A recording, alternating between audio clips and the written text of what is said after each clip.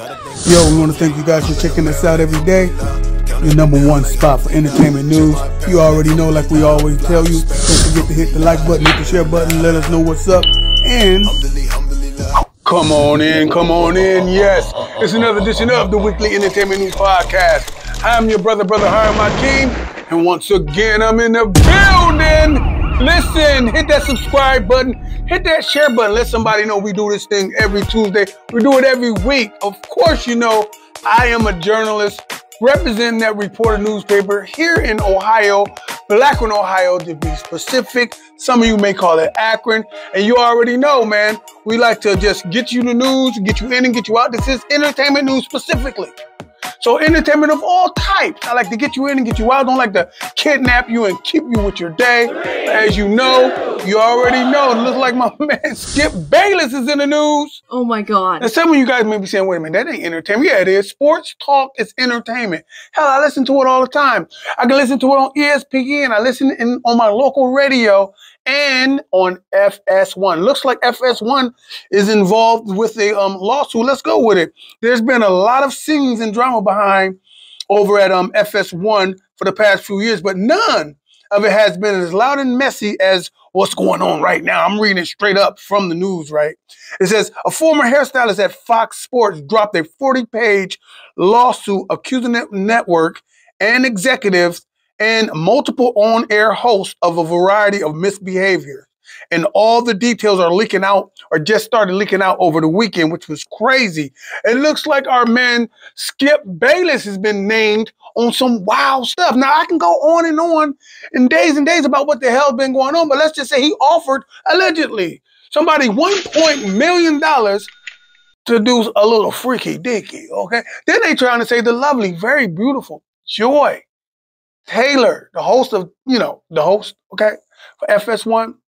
If you follow it, you already know what I'm talking about. You see her picture, okay? They saying that she's kind of ignored the girl who put the claim in, the hairstylist that put the claim in, the 42-page claim, okay? They said that she came to her and Joy said, hey, that's just the style of the game. That's just how you got to do. You got to get down like, well, I said, what the hell? Then people are on the internet going even wilder, saying other negative stuff about our beloved sister Joy. Say it ain't so. Listen, but that ain't what I'm here to talk about. I'm here to talk about my man Shannon Sharpe. Apparently on his show Nightcap, it looks like Shannon Sharpe took a little, you know what I'm saying? A little stab at my man Skip. Apparently him and my man Ocho Cinco was going back and forth with their normal dialogue or their argument or their debate or whatever the hell they be doing that night. I love the show. But apparently my man Shannon Sharpe hit the thing and said, it's my turn. If you know anything what it's my turn is, and you've been watching Shannon and Skip over the years, you know Skip Bayless used to do this at all time. So it looks like they had a laugh at the expense of Skip Bayless. But listen, let's just go on speaking about what's going on, man. Look, it looked like my sister Nicki Minaj is in the news. And you know, she was already up. Somebody was trying to get her money. You know what I'm saying? But it looks like the request for her ex-manager has been denied, okay? We already know her ex-manager was trying to get some ducats of some mistreatment, that he claimed the lady slapped her, did some wild stuff. But it looks like Detroit Police Department, and they figured, hey, or should I say the law or whatever, a spokesman for the Wayne County Prosecutor's Office says they reviewed the warrant request from the Detroit Police Department, but have chosen to deny it due to insufficient evidence, right? But the prosecutor's office does add that it was requested that the police further investigate the matter. So let's just say everybody is out putting their bid in to get money. That's look like what 2005 is going to be about. A continuation of what was happening in 2024. Say it ain't so and say it ain't going to happen no more, but I'm sure it will. Continuing with the entertainment news, it looked like my man Mike Jones, Mike Jones is back and back in the news. What is he back in the news for? I don't know if you guys followed a little bit a while ago. It shows Mike Jones doing a show, looks like at a warehouse with a small crowd, like a handful of people, right? So it looks like people got on Instagram, or shall I say, social media, and started coming at him, trolling my boy. Like, oh man, this man ain't getting no pub, ain't getting no love, ain't getting no support out here. His concerts look weak and whatever. Well, it looks like our brother Mike Jones said, yo, y'all got to recognize the power of him saying his phone number on his hit record, Mike Jones, okay? He says 281-330-8004 is still happening for him, right? He said, yeah, back then, you guys wouldn't win it, but it was like a non-negotiable promotional campaign that I had to be doing because I didn't want my people who wanted to book me dealing with janky promoters or anything like that, and I wanted to have a close connection without a liaison with my fan base. This is what Mike Jones was saying. And coincidentally, everybody was saying, okay, they was buying it until they realized Mike Jones had to pop his collar some more and say, yo, I got paid $100,000. That was a bar mitzvah. And people was like, what the hell? Online, man. That's why, listen, online, they're like, what the hell? Why is bar mitzvah spelled wrong? What? Okay. And then they said, oh, he put up a little proof that he got paid, or that he got paid $100,000, because the $100,000 suggestion in his correspondence that he showed online showed that he was talking to someone else about the projected proposal and deal at $100,000, right? But when you look at the text itself in the correspondence, the word bar mitzvah was spelled wrong. So they were saying, how the hell they gonna spell bar mitzvah wrong if they are of that persuasion? Why would they spell it wrong, especially if they're going to be spending that much money? Then somebody did some more due diligence, look real close and say, oh, no, hell no. This same number that's texting about the bar mitzvah is coming from the same number that Mike Jones is talking about. Get the hell out of here. You got to be more careful than that. Can you believe it? Why? You got to be a little more careful than that, Mike Jones. But here's what I say. Why? Let people think what they want to think. Mike or anybody else is in this predicament. Trolls are going to be trolls. It is what it is. You do not. I repeat, you do not have to get on the internet. You making your money, like you said, Mike said this. It don't matter if it's 8 people or 8,000. He's still getting paid what he's getting paid. Big ups, Mike Jones. Listen, man, I want you guys to know we represent the Reporter newspaper. That's the Reporter newspaper. That's a real black business here in Akron, Ohio. It's been in business for over 50 years, y'all.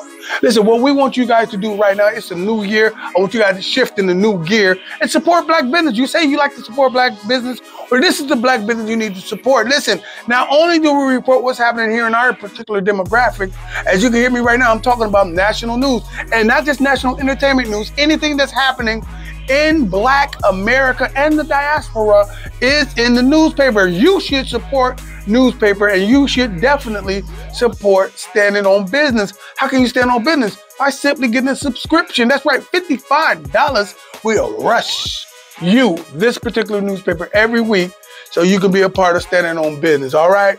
All right, check out that number. Listen. I've been wanting to talk about this for a minute. This is that conscious content. A little knowledge you can get in college, a little understanding from your planning, or shall I say, for your planning, right? So listen, man, this FBA thing, right? I've been called tether. What the hell? I'm black as hell, man. Like I told you before, I am Mr. Shadow Band himself, the black man, okay? It gets no black on, okay? And I do understand the rhetoric of the FBA. I do understand the stuff that they're saying. I get it. However, some of the stuff is, how can I say, questionable at best. All right. Now, I am down with us claiming an identity, but I do want you guys to know that sometimes you have to realize who you're talking to when you're in my comment section. I am a journalist. Okay, I will do my due diligence to get the knowledge that I need to disseminate it to you. Sometimes I sit with people of a certain persuasion that can educate and elevate what I'm saying much better. Those of you say, they say, hey, yo, you need to get your sources. You need to, I don't need to get no damn sources.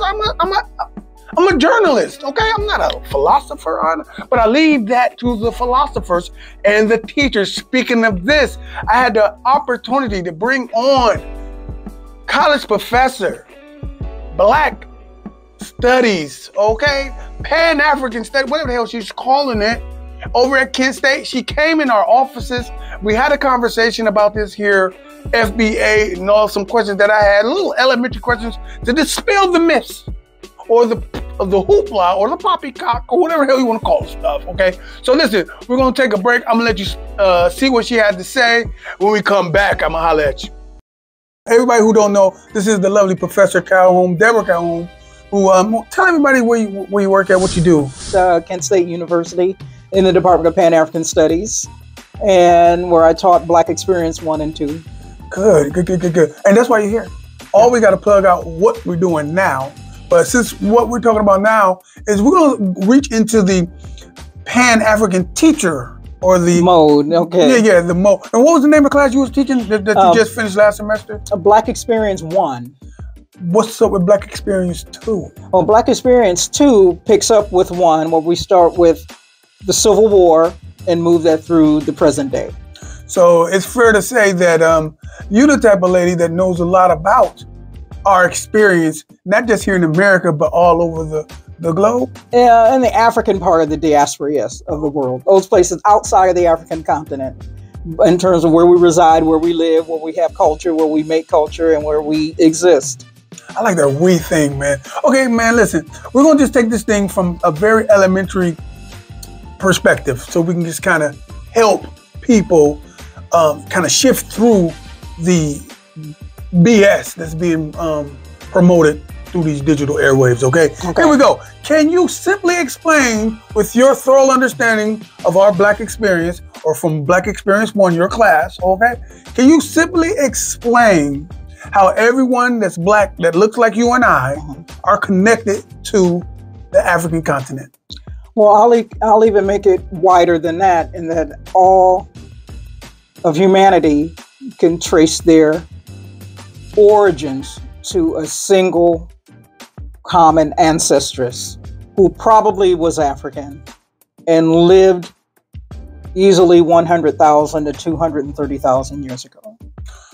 So you said everybody on this continent, the world, I mean, in the world, yes, can trace their origins to the African continent in a general sense. This is before the establishment of countries or continents or institutions that rule other people. This is when we were at a very simple level of existence.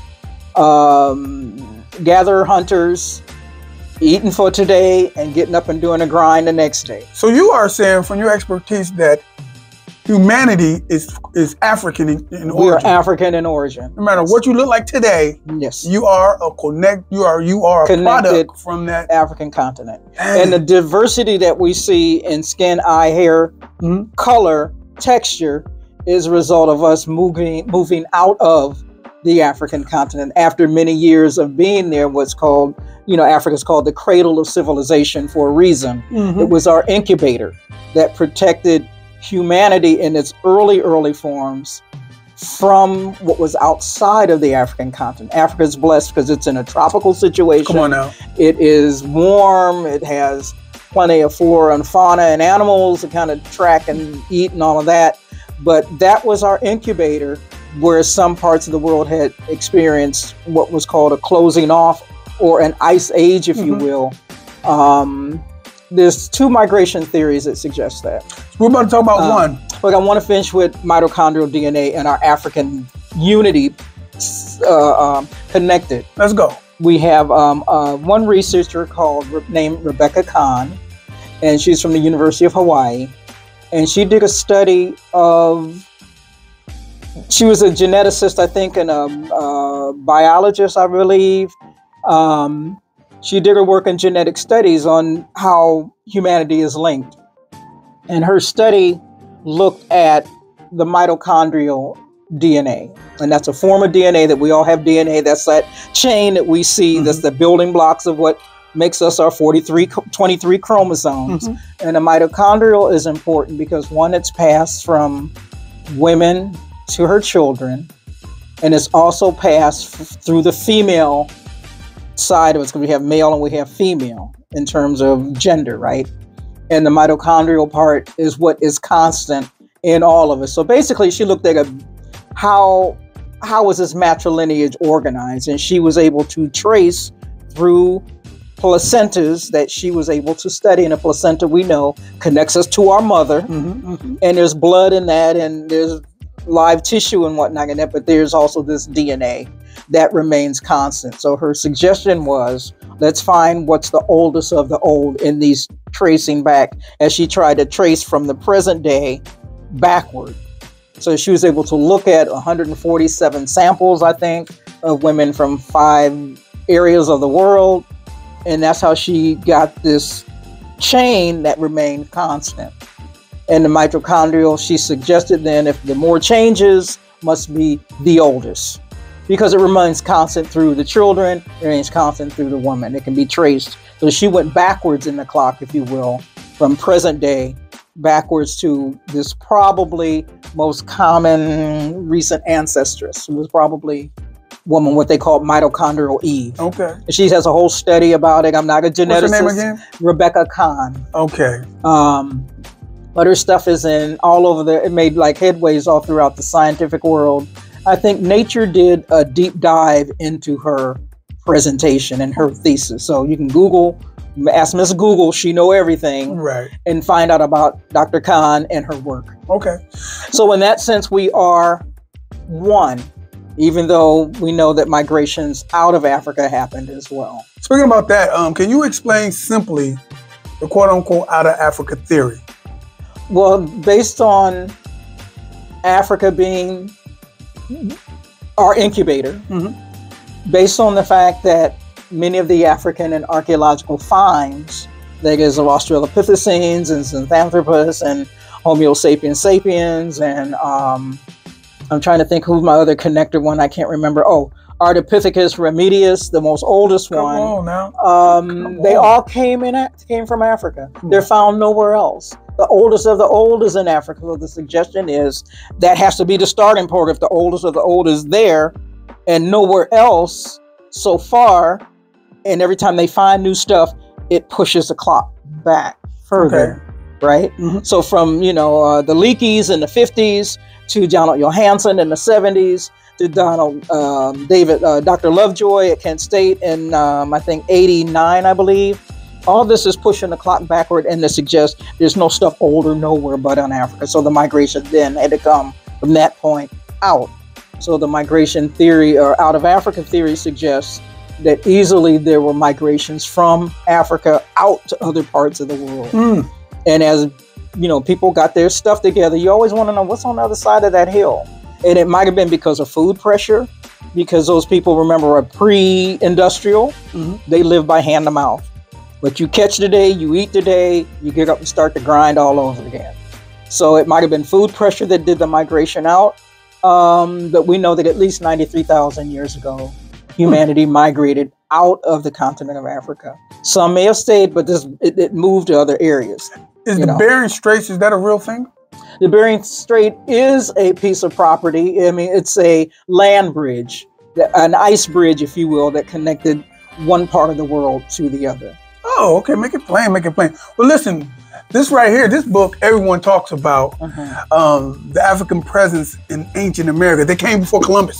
Right. Okay? Yes. Tell somebody who wrote this book. Oh, Dr. Ivan Van Sertima. Now, you brought this in. Do you teach your students this stuff? I do, because what it talks about is the Black presence in the New World before Columbus. And that's what we need to talk about, because a lot of people out here are saying some wild stuff and everything. Now listen, we do know they came before Columbus. We do know and understand that the African presence, or we were on this continent prior to Columbus coming to America, yes? We came as visitors, we came as influencers. In fact, I think one of the pages in Dr. Van Sertima's book talks about two things. It talks about how Africans possibly could have got to the New World because of the counterclockwise ocean currents. Think of it as a highway in the ocean that runs, that if a ship catches it, if you sail off the west coast of Africa and you catch this wave, you're going to bump south into South America, Brazil, if you will, bump up a little bit,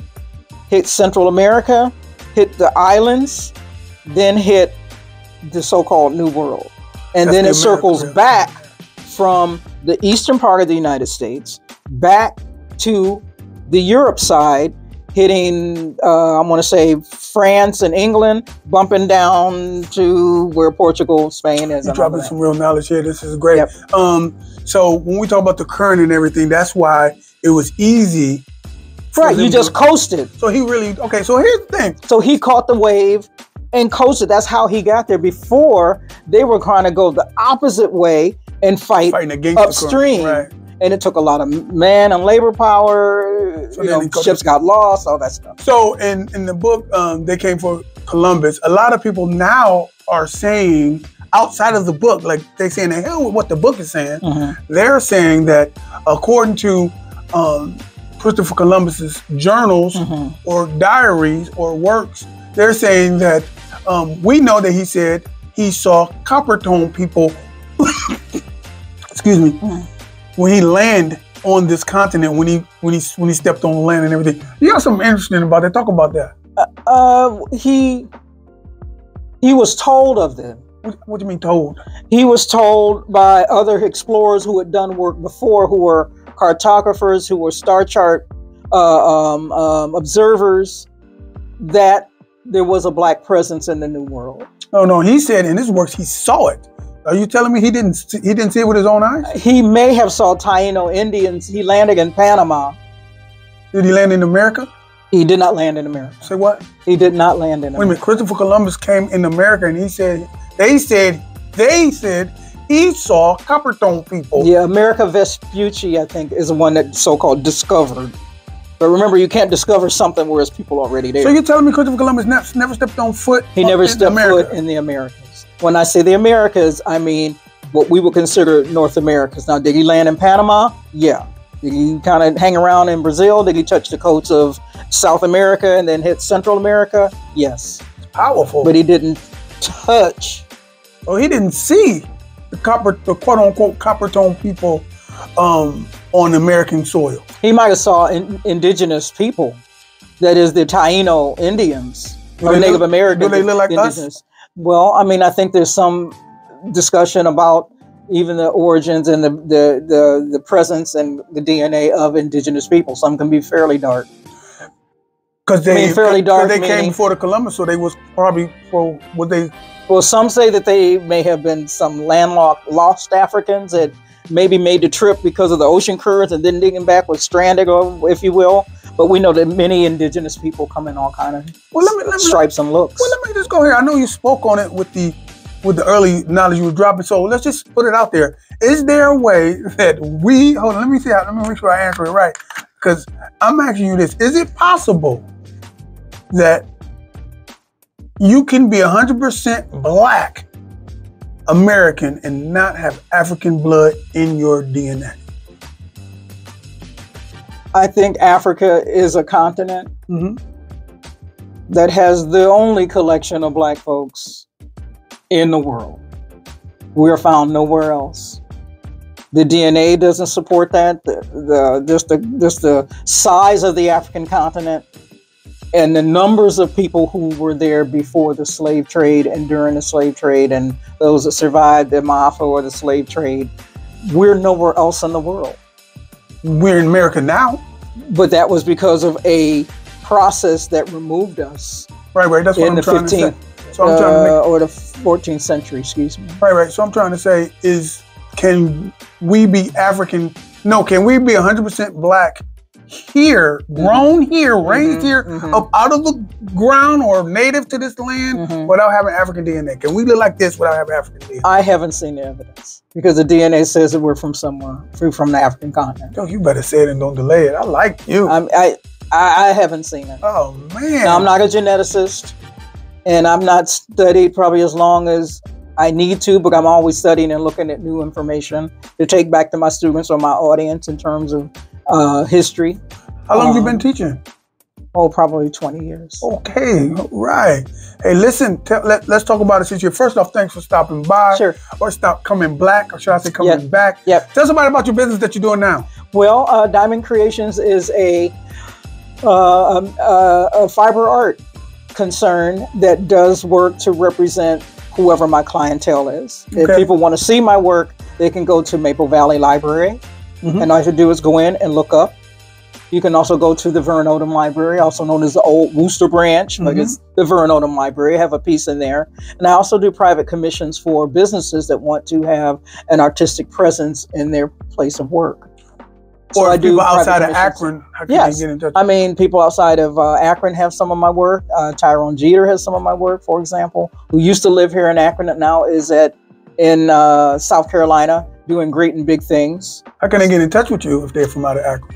If you're from... Or how can they see your works if they're not coming to Akron? If they're not coming to Akron, they need to go to those collectors that have it, because I'm not getting institutions there. But I am in the process of doing corporate commissions for businesses that want to have it. You have a website, Ms. Calhoun? Not yet. I need one. You have on Facebook, Ms. Calhoun? I guess I'm on Facebook. It's Designs by Deborah Calhoun. Okay, all right. So they can see some of your work on Designs by... I haven't posted a lot of it because I'm waiting to do a launch. I'm working also on a cookbook for the food side of myself. Let's talk about the food side of yourself before we get out of here. I mean, yes, let's talk about it. Well, I do different takes on food. I'm a foodie by heart. I'm always trying new spices. My spice cabinet is probably 40 different spices and growing. But I also pull from different ethnicities in terms of food. I'm not afraid to try, well, what's on the Latina side, what's on the African side, what's in the Central America side in terms of spices and ideas for food. I most recently posted how to work with black eyed peas. We just celebrated the New Year fairly recent ago, and the ubiquitous black eyed pea has a lot of names, and it comes in a lot of places and looks, and not the black eyed peas we're used to seeing at New Year's. Okay. So I will take something like that and put a twist on it, and put a little Africa or Brazil or Sierra Leone in it, and make it ours. Make it ours. Yeah. Well, listen, again, if somebody want to follow you on social media, give us your degrees, give us your mathematics. How can they follow you? You can follow me on Designs by Deborah Calhoun on Facebooklet. And other than that, you can give me a call when you see me in the internet space or in a grocery store buying spices, because I'm everywhere. You better say, hey, listen, I appreciate you for stopping by. Again, that is the lovely Deborah Calhoun, Professor Deborah Calhoun. The community professor. Because you ain't teaching today. I'm not teaching today. You taught the community today. You taught the community today. The community professor. All right. And we back. Listen, I can go on days and days, just like my sister did, but I'm not. I'm gonna put a pin in it right there. I'm your brother, Brother Hiram Hakeem. Y'all better feel me before they kill me, y'all. Peace. Can't beef with me, whole nother frequency. BGOD, what the fuck is a mug? Nigga be fake, won't leave him snuggly. He undercover, then fucking we talking a minute. It's on in this stuff, nigga, fuck is you saying? Bird, bitch, get your skull. We ain't going back and forth by the door. We ain't going back and forth by the door. Wash halu ella ilaha illallah. We come in the name of the source. Bismillahirrahmanirrahim. We flipping niggas out the porch. Niggas in Paris, somebody J version, boss on Jane Harden, but they think they the highest. We locking them up, you get caught with the smoke, get your flame darkened. They shoot a shot, but I ain't far. Just fuck around, hit the same target.